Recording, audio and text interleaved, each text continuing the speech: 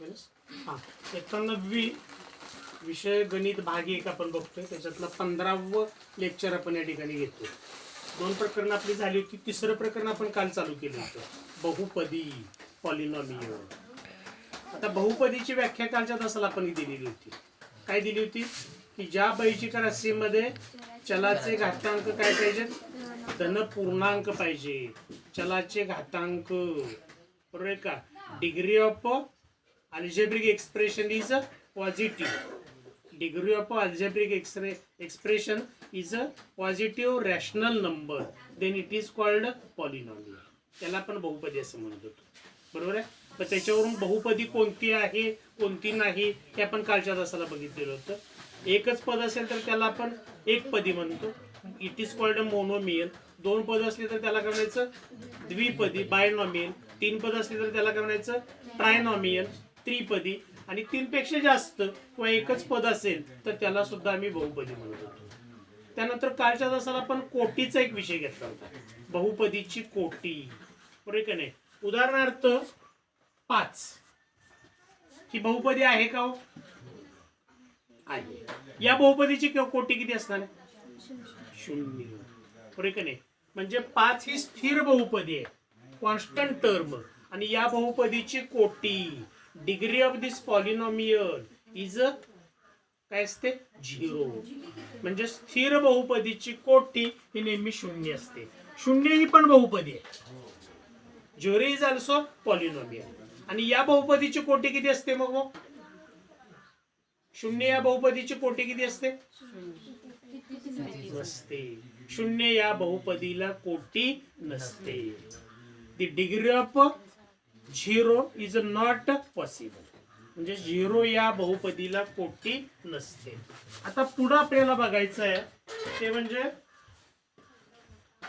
एका चलातील बहुपदीची कोटी.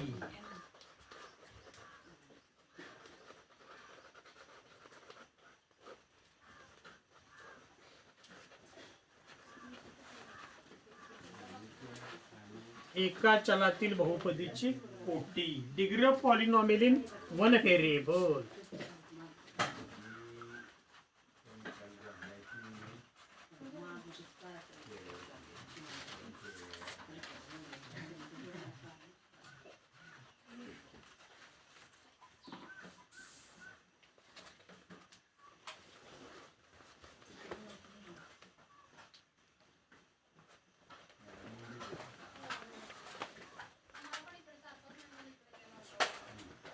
आता लक्ष द्या इकडे बघा, एका चलातील बहुपदीची कोटी म्हणजे काय आम्हाला शोधायचं आहे. जर दिलेली बहुपदी एका चलामध्ये असेल तर त्याची कोटी काय असते.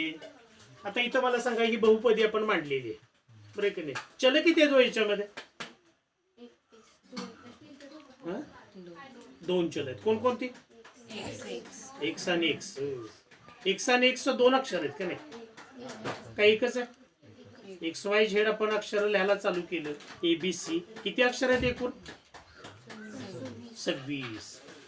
एक अक्षर 2 वेळा लिहितो काय आपण कुठं, बरोबर का नाही. मग तसं याच्यामध्ये एक्स आणि एक्स 2 ठिकाणी आहे, पण चल एक्सच आहे का नाही फक्त.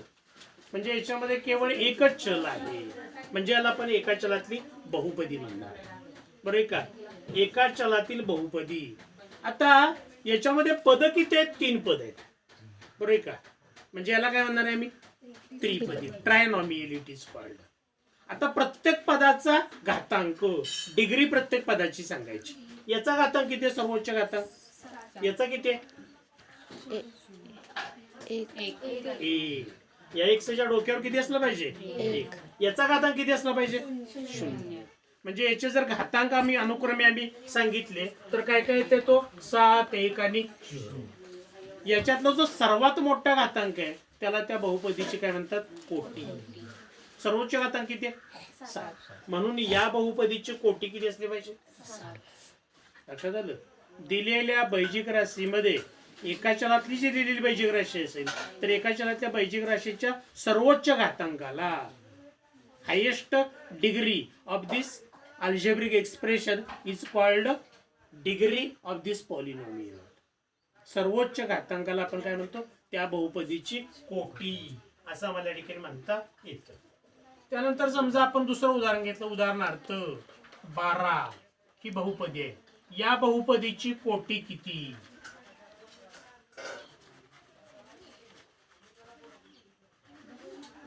which is the degree of polynomial 12. किती असेल? 0. बरोबर का नाही? कारण 12 हा काय कॉन्स्टंट नंबर आहे, बरोबर का, स्थिर नंबर आहे तो, बरोबर का नाही? स्थिर पद आपण त्याला म्हणतो. आणि स्थिर बहुपदीची कोटी किती असते? 0. कारण 12 कसं लिहिता येतं आम्हाला? 12 x⁻0. x⁻0 ची किंमत किती असणार आहे? 1. x⁻0 बरोबर किंमत किती? 1. आणि त्यामुळे 12 या बहुपदीची कोटी किती असते? 0. म्हणजे स्थिर बहुपदीची कोटी 0 असते, अशा पद्धतीने आम्हाला सांगता येतं. आणि 0 या बहुपदीला कोटी नसते. आता एका चलातली बहुपदी आपण घेतली. आता एकापेक्षा अधिक चलातील बहुपदीची कोटी. एकापेक्षा अधिक चलातील बहुपदीची कोटी. दिलेल्या बहुपदीमध्ये एकापेक्षा अधिक चल असतील, समजा 3m³ n⁻7 minus 7m² n³ plus mn. लक्ष द्या इकडे बघा, ही बहुपदी मांडलेली आहे. या बहुपदीमध्ये चल किती आहेत? कोणकोणती चल आहेत? यम आणि एन ही त्याची चल आहे. लक्षात आलं? या बहुपदीमध्ये पद किती आहेत? 3 पद आहेत. म्हणजे याला काय म्हणणार आहे मी? त्रिपदी. It is called trinomial. In this algebraic expression, in this polynomial there are 2 variables m and n. लक्षात आलं? आता मगाशी आपण काय बघितलं? एका चलातली बहुपदी आपण बघितली होती, 1 व्हेरिएबल होता. इथं मात्र काय आहे? 2 व्हेरिएबल आहेत. कोणकोणते आहेत? यम आणि एन. आता याची कोटी किती असते? Degree of this polynomial is which? कोणती डिग्री असते याची? तर ते कोण सांगेल किती असेल याची? किती? बरोबर आहे हा, 10. कशी सांगितलीस? 3. म्हणजे काय केलं? एक पद घेतलं, त्या पदातल्या चलाचे घातांक घेतले आणि घातांकांची काय केली? बेरीज. जसं हे एक पद घेतलं का नाही, या पदामध्ये याचा घातांक 3 आहे, याचा घातांक 7 आहे. चलाच्या घातांकांची बेरीज केली. 3 अधिक 7 किती आलं? 10. त्याच्यामध्ये बेरीज करा. 2 आणि 3 5. याच्यामध्ये बेरीज करा.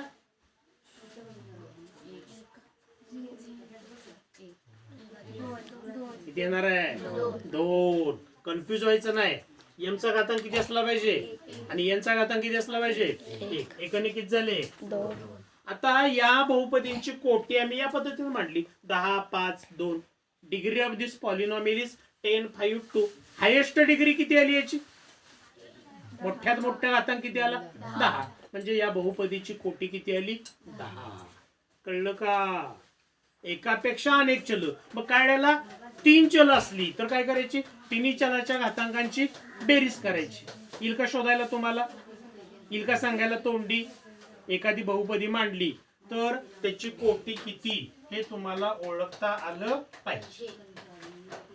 एक उदाहरण घेऊया.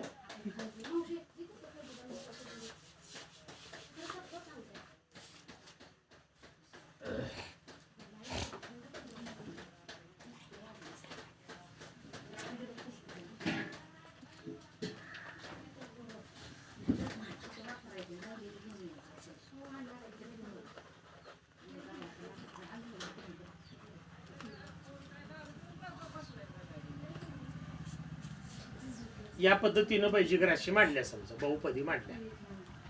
आता याची कोटी सांगायची आहे मला. चर्चा करून नको. 6. सांग ओंकार. 3. कशी हो? x ला 1 y ला 1 आणि z 3 चल आहेत का नाही? इथं x y z. इथं किती चल आहेत? 2. इथं किती चल आहेत?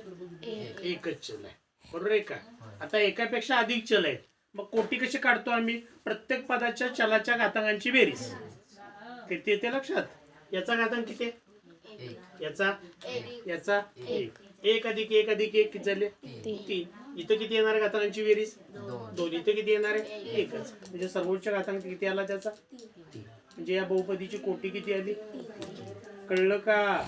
एकापेक्षा अधिक पद असली तर त्या चलाच्या घातांकांची बेरीज आम्हाला ओळखता आली पाहिजे.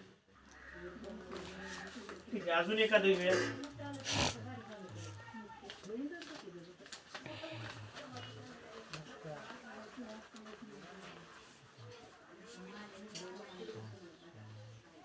सांगा बरं, कोटी किती? 6. बरोबर आहे की नाही? कशावरनं? सर्वोच्च घातांक. याच्यामध्ये चल एक आहे, याच्यामध्ये चल एकच आहे सगळ्यामध्ये. हा, याचा घातांक किती? 1, याचा 3, याचा 6. सगळ्यात मोठा किती आहे? 6. लक्षात आलं? या पद्धतीने आपल्याला कोटी याची सांगता येते. काय अवघड आहे का याच्यामध्ये? नाही. आता आपल्याला पुढे बघायचे आहेत बहुपदीचे प्रकार, टाइप्स ऑफ पॉलिनॉमियल. बहुपदीचे प्रकार. उदाहरणार्थ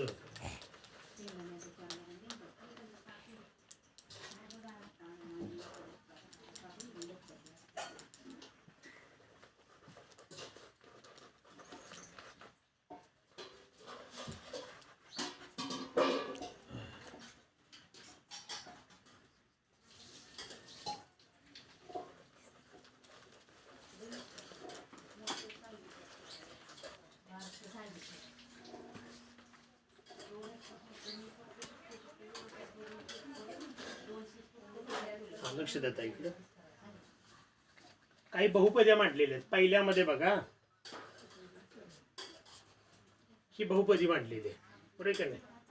ही पण बहुपदी आहे, ही पण बहुपदी आहे, ही पण बहुपदी आहे, ही पण बहुपदी आहे. सगळ्या या बहुपदी आहेत. बरोबर आहे? त्याच्यामध्ये चल किती येतो? एकच. कोणतं चल आहे? एक. पद किती आहेत? 2. म्हणजे याला आपण काय म्हणणार आहे? मी द्विपदी. बरोबर का? बायनॉमियल म्हणणार आहे आपण याला. या बहुपदीची कोटी किती आहे? 1. ही पण बहुपदी आहे. बरोबर का? पद किती आहे त्याच्यामध्ये? म्हणजे याला आपण काय म्हणणार आहे? एक पदी. बरोबर का? एक पदी. कोटी किती यायची? एकच. आता बघा बहुपदीचे प्रकार. आता प्रकार कशावरून काढायचे आम्हाला? कोटीवरून. म्हणजे त्याची डिग्री किती आहे त्याच्यावरून त्याचे प्रकार काढायचे. पद किती आहेत त्याच्यावरून आम्हाला प्रकार सांगता येतात. एक पद असलं एक पदी, 2 असलं द्विपदी, 3 असलं त्रिपदी, असं पण म्हणतो. पण कोटीवरून आम्हाला प्रकार काढायचे. याच्यामध्ये याची कोटी एक आहे, याची कोटी एक आहे. या बहुपदीमध्ये कोटी किती आहे? 2 आहे. याच्यामध्ये किती आहे? 2 आहे. याच्यामध्ये किती आहे? 3 आहे. याच्यामध्ये किती आहे? 3 आहे. या बहुपदीची कोटी 1 आहे. बरोबर आहे का? लक्षात आलं? या बहुपदीची कोटी 1 आहे. म्हणून याला कसली बहुपदी म्हणतो आम्ही? रेषीय बहुपदी. Linear polynomial. काय म्हणायचं याला? Linear polynomial. ज्या बहुपदीची कोटी 1 असते त्याला आपण काय म्हणतो? रेषीय बहुपदी. If the polynomial 1 is called linear polynomial. या बहुपदीची कोटी 2 आहे. बरोबर की नाही? म्हणून याला काय म्हणायचं?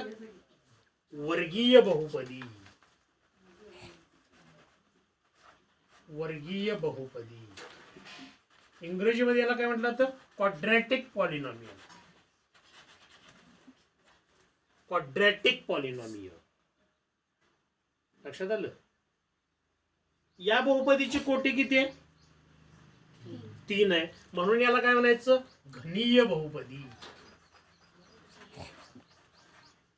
क्युबिक. इंग्रजीमध्ये काय म्हणतो आपण याला? Cubic polynomial. बहुपदीचे प्रकार आम्हाला शोधायचे होते.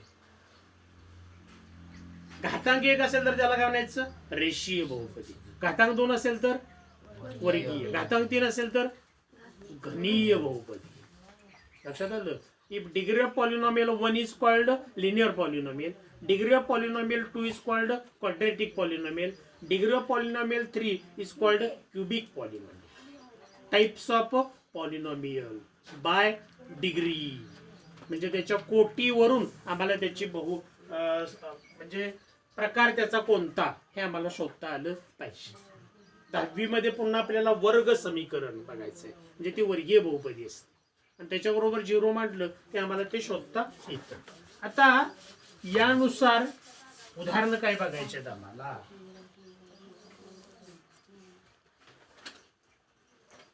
उदाहरणार्थ मी या ठिकाणी मांडतो, मला कसली बहुपदी आहे ते सांगायचंय तुम्ही. ही बहुपदी कसली आहे? वर्गीय आहे, रेषीय आहे का घनीय आहे? का हो? घातांकी. सगुणक बघायचा का? नाही. काही गरज आहे का बघायची? सगुणक काय पण असू दे की त्याचा, हा काय पण असू दे. चल कोणता आहे? वाय. वायचा घातांक किती आहे? 1 आहे. म्हणजे कसली बहुपदी? रेषीय बहुपदी. बरोबर आहे. दुसरी एक मी मांडतो समजा.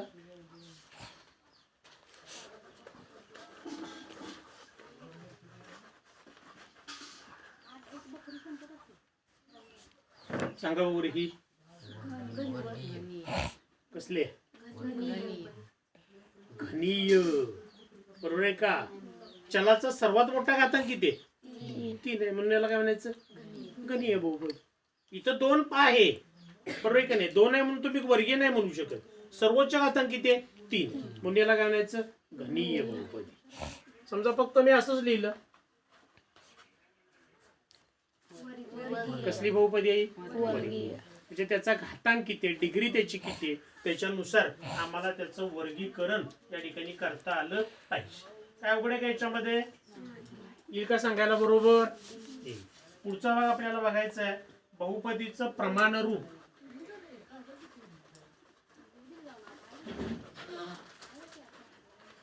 प्रमाणरूप, सहगुणक रूप आणि घातांक रूप.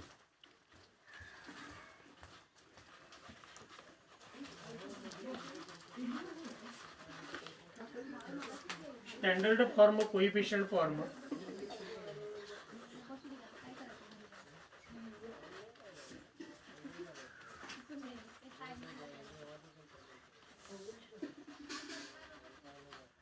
आणि इंडेक्स फॉर्म. बघा हा भाग महत्वाचा आहे. दिलेली बहुपदी प्रमाणरूप पद्धतीत स्टँडर्ड फॉर्म मध्ये कशी लिहायची, त्यानंतर सहगुणक रूप, त्याला आपण कोइफिशियंट फॉर्म असं म्हणतो, आणि घातांक रूप म्हणजे इंडेक्स फॉर्म. आता याचा वापर करून आम्हाला संश्लेषक भागाकार वगैरे सिंथेटिक मेथड पुढे आहे बहुपदीचा. संश्लेषक भागाकार तो पण पुढे आम्हाला बघायचा आहे. लक्षात आलं? आता हे रूप कसं मांडायचं याचा आम्हाला या ठिकाणी विचार करायचा आहे. एक उदाहरण घेऊया.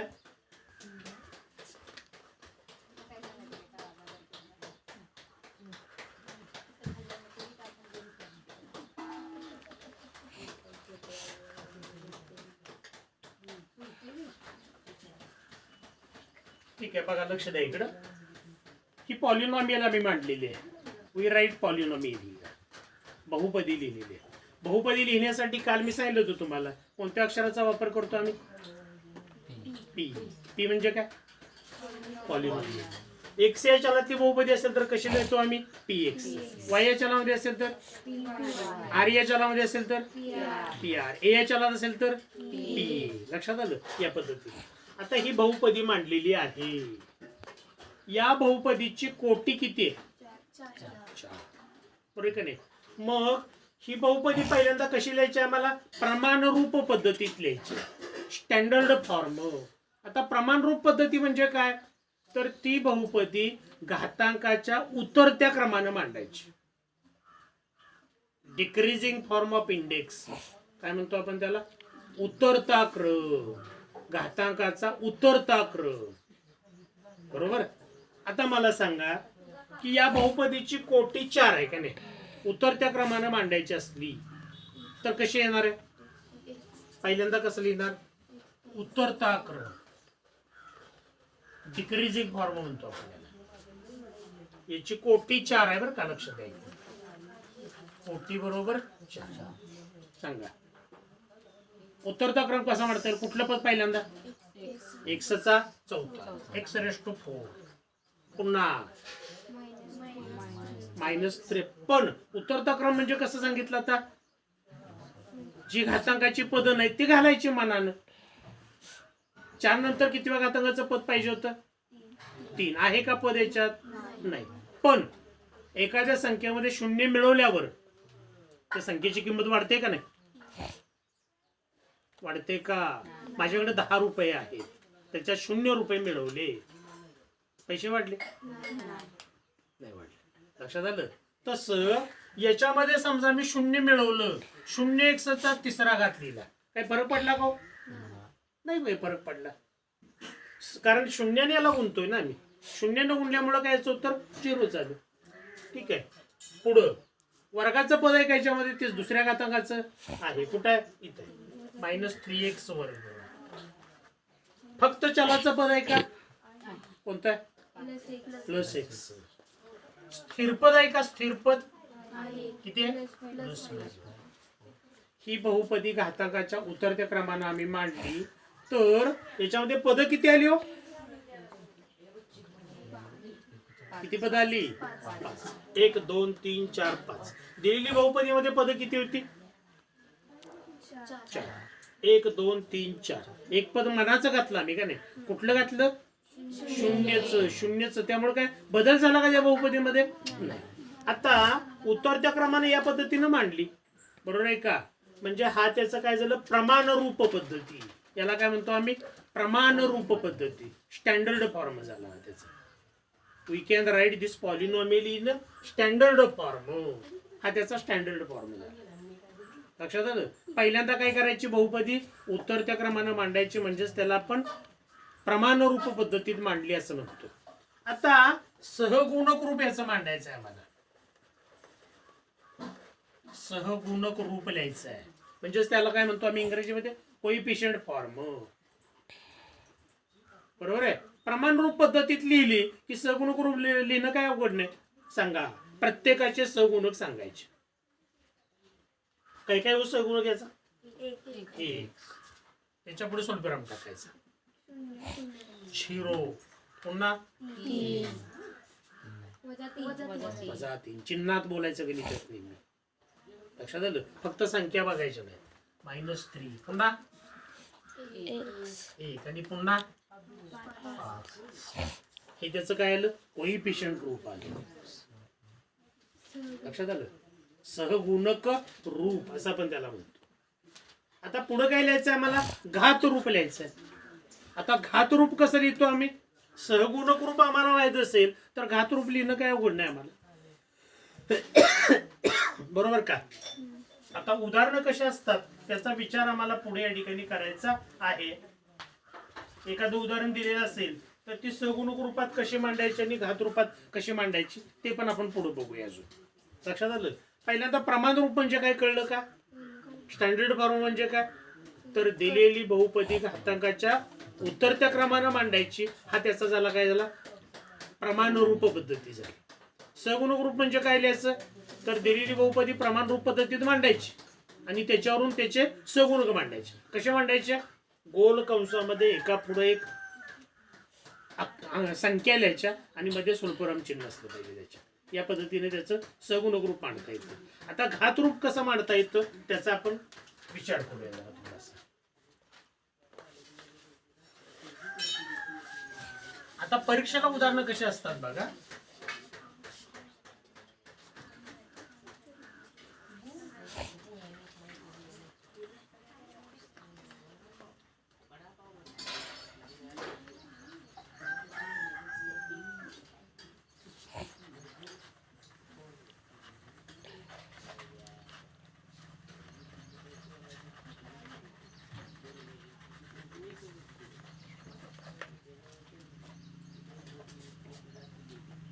बघा, उदाहरण 2 मार्काला विचारलं जातं.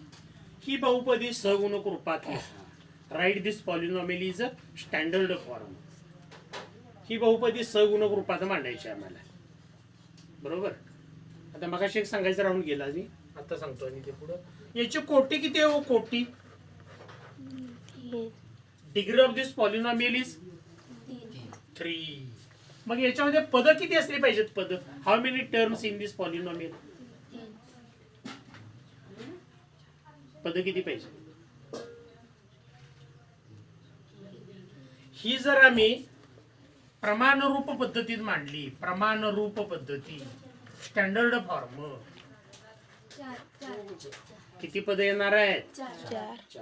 प्रमाणरूप पद्धतीत सांगा काय काय येणार आहे याच्यात? काय येईल पहिलं पद? एक्सचा घन, पुढं मध्ये चिन्ह कसलं? प्लस. काय हो? 0x². हे पद आहे का ऍक्च्युली इथं? नाही, आपण मनाचं घातलं, पण संगणक त्याचा 0 मांडला.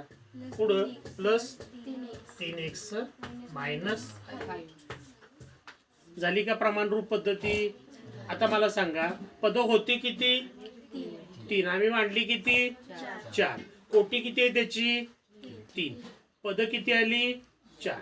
म्हणजे पदांची संख्या कोटीच्या संख्येपेक्षा 1 न जास्त असते. मी काय म्हणतोय कळते का? पदांची संख्या कोटीच्या संख्येपेक्षा 1 न जास्त, हे लक्षात ठेवायचं. आता सहगुणक रूपात मांडायचं आहे. सांगा बरोबर काय काय सांग. बरोबर आहे. हा, 1 म्हणतेस? 1 सहगुणक रूप काय येणार आहे? 1. पुन्हा काय? 0. पुन्हा काय? किती? 3. पुन्हा काय? -5. जे आहे त्याच संख्या की हो. बरोबर का? घाबरायचं काय काम आहे? सहगुण घ्यायचे. 1 0 +3 -5. चिन्हांचा फक्त विचार करायचा आहे. लक्षात आलं? आता याच्या खाली दुसरं उदाहरण घेतो मी लागलीच की एखादी बहुपदी सहगुणक रूपातले बहुपदी घात रूपात मांडायचे. उदाहरण दुसरं घेऊया.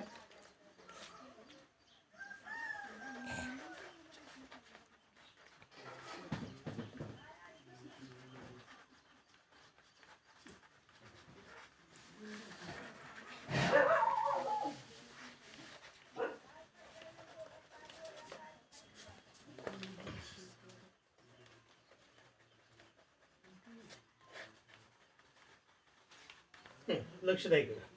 आता दुसरं उदाहरण याच्यातलं दिले काय? 2 - 1 0 4 5 ही सहगुणक रूपातील बहुपदी घात रूपात लिहा. Write this polynomial in index form. आता मला सांगा सहगुणक रूपामध्ये इथं सहगुणक किती येतो? मोजा.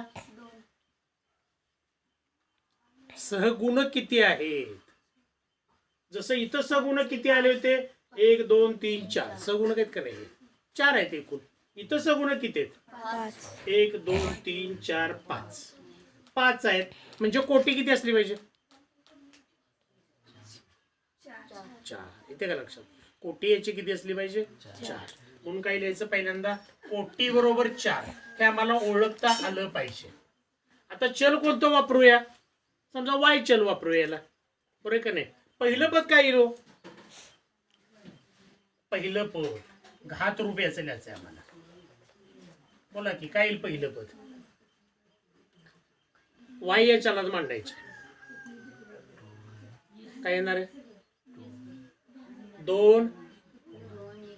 हा, वाय चलात म्हणतोय मी. 2 y रेस टू 4. पुढं काय येईल? मायनस y 1 लिहितो आम्ही. नाही लिहित. काय येणार आहे मग? y 3 म्हणतो. 0. कशी मांडायची आहे? उत्तरत्या क्रमानं, घातांकाच्या उत्तरत्या क्रमानं मांडायचे का नाही? y घन बरोबर आहे. y³ बरोबर का? उत्तरता क्रम. पुन्हा बोला. अधिक 0y². पुढे बोला. प्लस 4y प्लस 5y का नाही? येईल का? नाही येणार. लक्षात आलं? म्हणजे ही सगुणक रूपातली बहुपदी आम्हाला घात रूपात अशी मांडता आली. बरोबर आहे का? हीच पुढे जाऊन कशी मांडता येईल? आता हे पद काही गरज आहे का याची? नाही, कारण याचा सगुणक 0 आहे का नाही? हे पद काढायचं याच्यातलं. म्हणजे कसं येणार आहे 2y⁴ minus Y cube plus 4y plus 5. लक्षात आलं? ती बहुपदी या पद्धतीने येणार आहे. याच्यातलं 0 कोइफिशियंटचं पद आम्ही काय केलं, इलिमिनेट केलं, घालवून टाकलं. म्हणजे एखादी बहुपदी सगुणक रूपात दिलेली असेल तर ती आम्हाला घात रूपात आली पाहिजे, किंवा घात रूपात दिलेली असेल तर तिचं सहगुणक रूप आम्हाला मांडता आलं पाहिजे. आहे का अवघड का याच्यामध्ये? हा, येते का लक्षात? बघा, येतील का उदाहरणं सोडवता या पद्धतीनं? मग येतील का उदाहरणं सोडवता? याप्रमाणे सराव संच 3.1 सगळा सोडवायचा आहे. भरपूर उदाहरणं याच्यामध्ये. 8 प्रश्न आहेत सगळे. सगळेच्या सगळे प्रश्न सोडवता आले पाहिजे. 9 आहेत. हा, तर 3 सगळे पूर्ण करायचे. 9 आहेत, बरोबर आहे. त्याच्यातला 9वा प्रश्न परीक्षेला विचारला जाऊ शकतो. बऱ्याच वेळा विचारलेला आहे सामायिक परीक्षेला. ठीक आहे.